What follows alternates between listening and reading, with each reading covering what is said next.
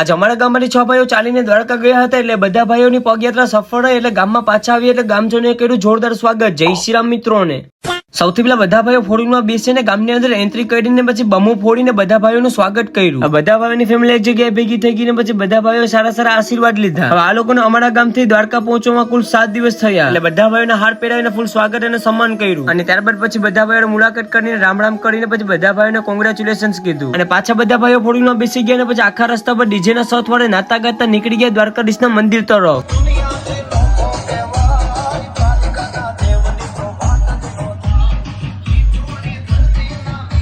હવે આખા રસ્તા પર ડીજે માં નાતા નાતા પહોંચી ગયા દ્વારકાધીશના મંદિરે. અહીં આવીને બમુ ફોડ્યા અને પછી બધા ભાઈઓ ગયા દ્વારકાધીશના દર્શન કરવા. મંદિરે પહોંચીને બધા ભાઈઓ દ્વારકાધીશના દર્શન કર્યા. તો મિત્રો એટલા માટે કમેન્ટ બોક્સમાં જય દ્વારકાધીશ લખી નાખજો. આ દ્વારકાધીશના દર્શન કરીને પછી બધા મિત્રો એક જગ્યાએ ઉભી ગયા અને દ્વારકાધીશને જય બોલાવીને પછી પાછા ડીજે માં નાતા નાતા નીકળી ગયા ગામની અંદર.